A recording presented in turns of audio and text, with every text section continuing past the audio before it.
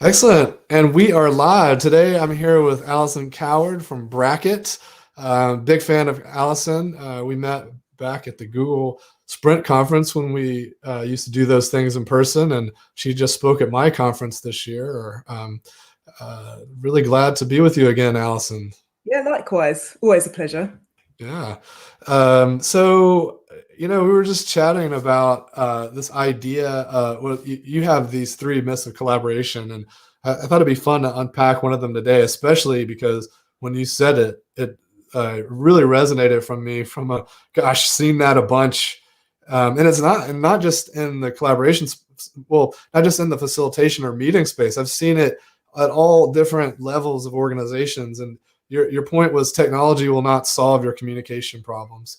And the thing that immediately came to my mind was, sales teams that think they get the new CRM, or they buy Salesforce and it's going to fix all the problems, right? And it's like, if we don't get to those fundamental issues and address some of those things that are core to us doing better work together, we're not going to make progress. Absolutely. I think we've kind of seen that definitely over the past year, is that the companies that are having challenges with remote work are the ones that had kind of cracks and a broken culture beforehand. The ones that have found it a little bit easier were the ones that kind of were already cohesive in the office. And the thing is with kind of working remotely or working through technology is that you do have to be even more intentional about communicating and collaborating. So, rather than kind of getting a tool in and thinking, okay, yeah, Slack or whatever is going to solve our communication problems, it's almost like taking a step back and saying, well, how do we want to communicate as a team? What do we want to achieve as a team? What do we want our culture to look like? And then find the tool that works for that, rather than kind of retrofitting your culture into the way that Slack works. And, I love Slack. I think Slack's brilliant, but I don't think it works for every single use case that a team has. And I often also don't think that teams really think through how they're going to use Slack and other tools like that. So it can lead to overwhelm. Because we haven't kind of like sat down and said, right, okay, we're going to use this channel for this communication, or even like, having the conversation where it's like, okay, these are the things that we need to talk about. These are the different channels that we have in our communication. Let's replicate that on Slack so it can support the work that we do, rather than adding to or causing tensions within the way that we work already.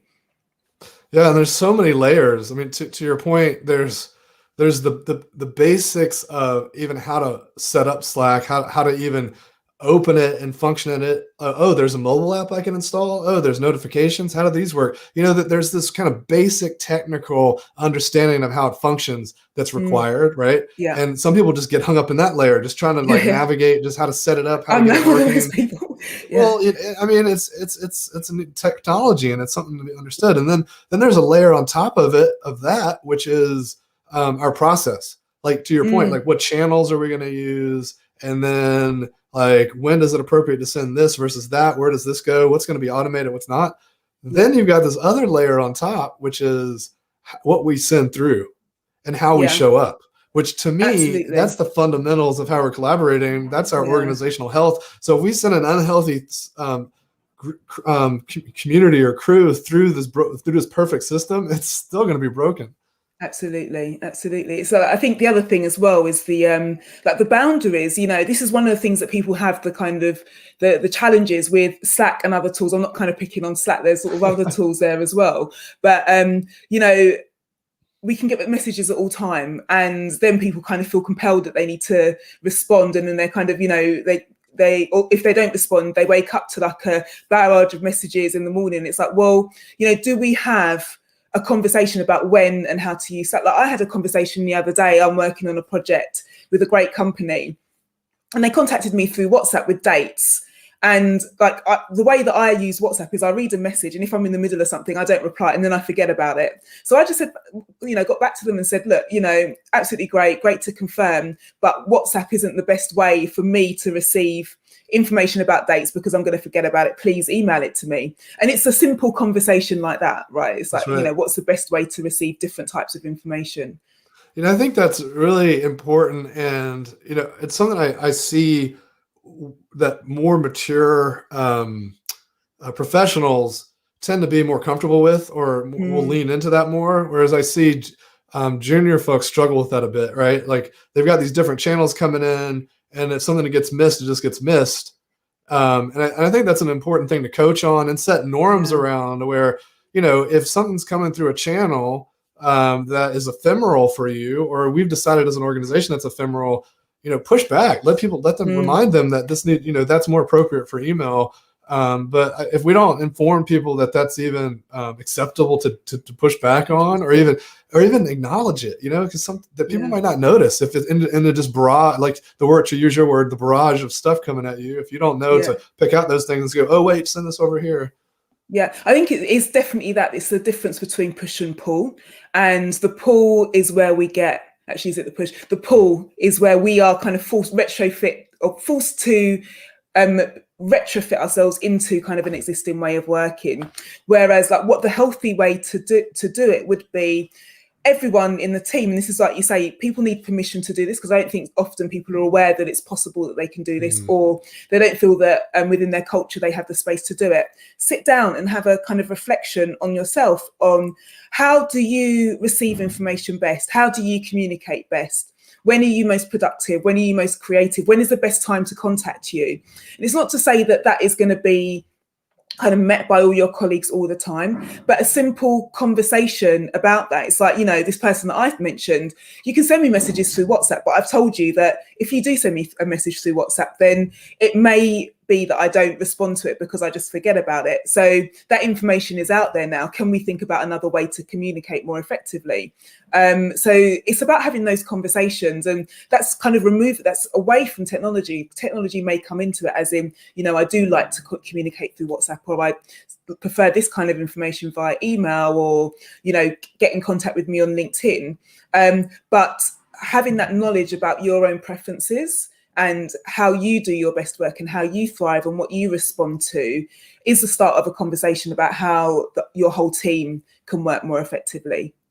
Yeah, that's interesting. It makes me think of this notion that, there's a self-awareness that's required 100%. for teams to be as effective as they can be. So we want to set good norms at the team level. Yep. But if we're really self-aware that, wow, the team norm is not working for me, what can I do? Do I go set up a Zapier that forwards WhatsApps to emails just because everyone loves using WhatsApp and it drives me crazy? Or is this culture not a good fit for me? And maybe I go insert myself somewhere where I'm going to find better collaboration partners, because, I think that both of those are valid things to explore as an individual. Yeah. And I think, for me, it's almost like there's two types of skills that you would take to a team in order to make it work. There's the skills that you have individually in terms of your expertise, like your technical expertise, the thing that you're good at, and your experience and your knowledge and your background, and what you will bring to ideas. And those I call those like the usual kind of team skills, I guess. And then I've got what you call like collaboration habits and collaboration skills, which are kind of like the fundamentals of like how do you communicate with people effectively, like empathy, asking questions, listening, curiosity, all those kinds of things. And that self-awareness comes into that for me. It's like, no matter what team you're working on, or whatever your skills are, if we all have those skills, then it's going to make our team much more effective. And then you've got the individual, it's almost like the T-shaped thing, I guess.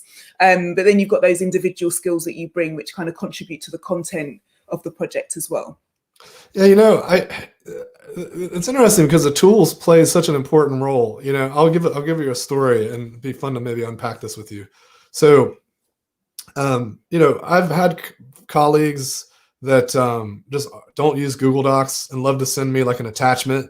Then I had to open it, maybe change it, send it back, and maybe they had made changes, and now we're just like, it's just like the technology itself is throwing up roadblocks and creating friction in our ability to really kind of fuse our minds, if you will.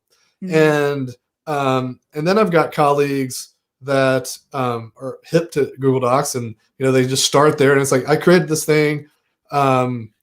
A little side note: some people love, like, I'm just so over the email threads where we're like, hey, what do you think about this? And when people are editing copy like in an email thread, why that's not in a Google Doc is blowing my mind. So then you got people that use Google Docs or Mural or other tools to collaborate, and but then even if the tool's there, I can think of two situations. One where I had a colleague where we were all always just in the art of improvisation, and it was just always yes and. I would throw out something, they were just yeah, we just always build on. No, like no one could say anything wrong.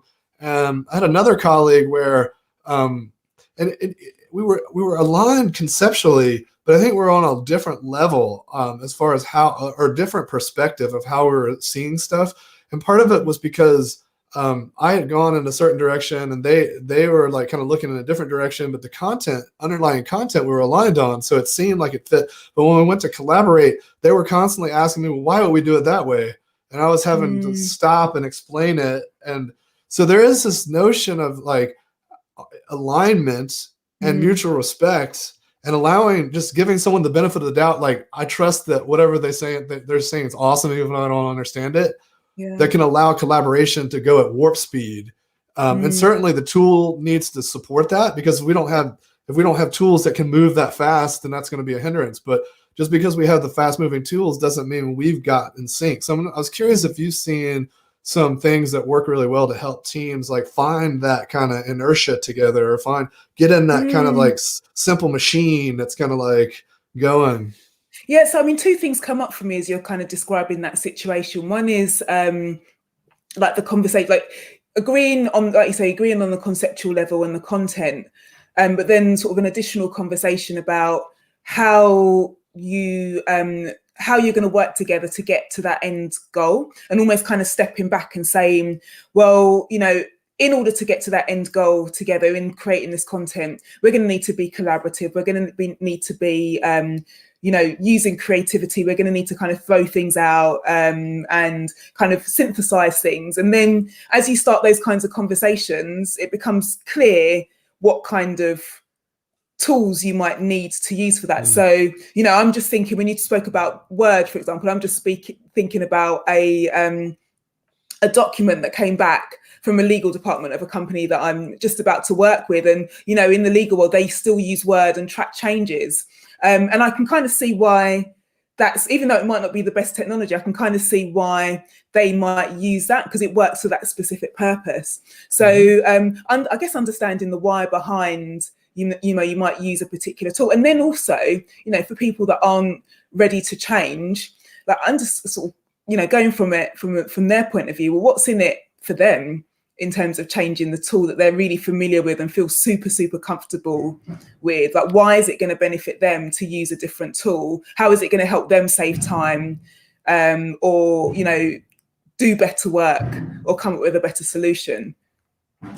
Yeah, it's, in addition to the conversation about which tools should we use, even when we're using the same tools, sometimes there's a lack of alignment around what direction we want to go in, or just creative decisions. Like, especially once we get into this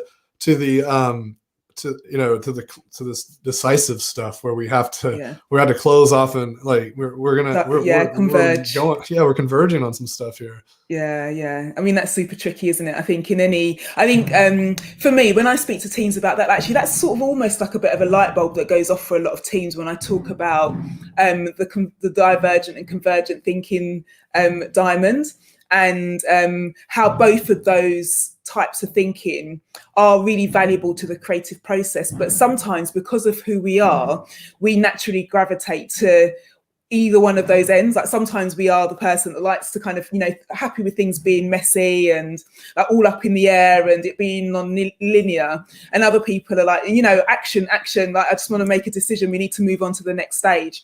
They're both going to interfere with each other. So again, kind of like an understanding of those two different parts of the process, helping a team to step back and see that, and see where both parts fit in, because the creative part is fun for a lot of people, and the synthesis and the converging is quite uncomfortable, because you're moving into a kind of critical stage. You've got to think a bit more kind of constructively. You've got to make decisions. There's going to be kind of conflict and tension over what people believe will be the right way to go, or at least the way to start with.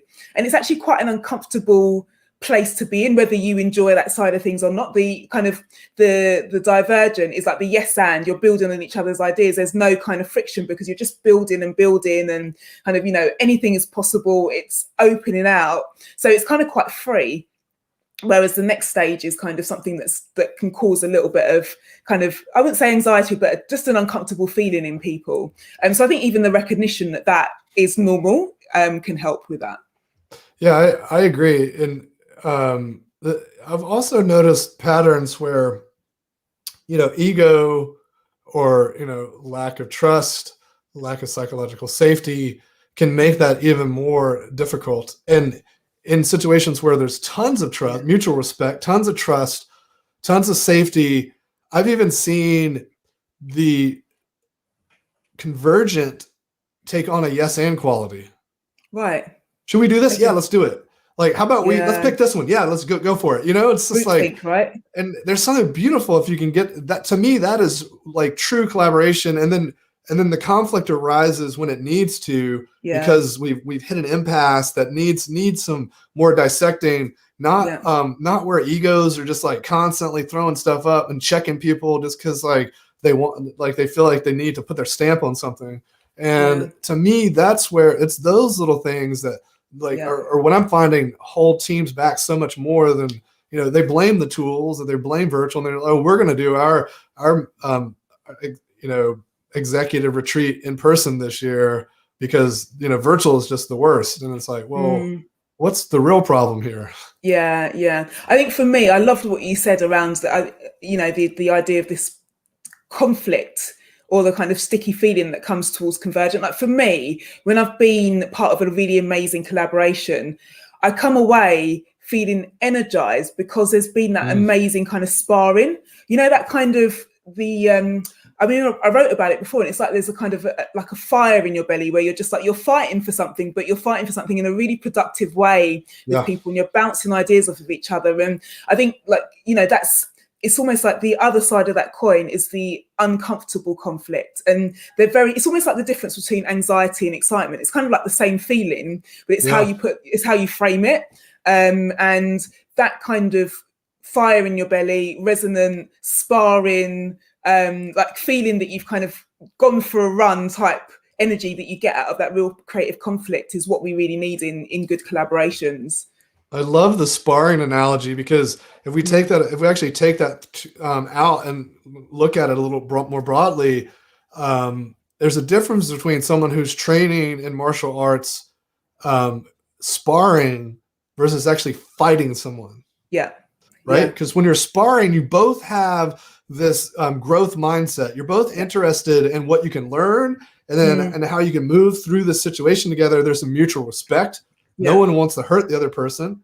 I mean, you might still tension. Yes, you inflict some stuff, like you are there to challenge them and hold your ground, and yet you don't. There's some kind of unspoken, or maybe it's spoken, boundary that we just don't cross. And I think that and maybe in this cultural work, if we were to take the analogy further, it's all about that boundary that we have to discuss and talk about. And so often people ignore it. It is the unspeakable, because like, oh, don't. But if we don't speak about it and we don't talk about it, and then we don't understand how we stay clear of it. Yeah, where it is. Yeah, what just came up for me is that this is a conversation when I coach people. This is a conversation that I have with the people that I'm coaching at the beginning when I set up the relationship. I say, as a coach, I may challenge you, but if it ever gets too much, then you tell me, you push back, right? But that's my role. That's my job, to kind of push you to the point where, it feels like, I remember one of my coaches, the reason I worked with her is that she asked me a question and it hit me right there. And I was like, I know that I don't want to go there, so I need to work with you. That's so good. Yeah. It reminds me too of, this is the reason why we start facilitations in good meetings with norms or ground rules or operating agreements, whatever you want to call them. The reason we do that is so that we can make the boundaries very obvious and articulate them in great ways. Like one of my favorite agreements is to be soft on people but hard on ideas. And I think that really summarizes this kind of sparring nature. Let's like tear up that idea, but like let's not to the expense of someone's feelings or just their existence. Yeah, I love that. Cool. Yeah. Well, we went a little bit over here. I figured we might because we always have fun chatting. Yeah. Allison, it's been a pleasure chatting with Yeah, you, likewise. and We've had a always spa great to see basically. you. Sparring. Yeah, Yeah. for sure. Yeah. Excellent. Well, thanks again, and hopefully we'll do it again sometime soon. Yeah. And maybe I'll get you on my magical meeting stories. Really excited about collecting those, and I know you've got some good ones. So, Yeah. Awesome. looking forward to it, and I hope you enjoy your day. Thank you. Thanks, Douglas. Bye.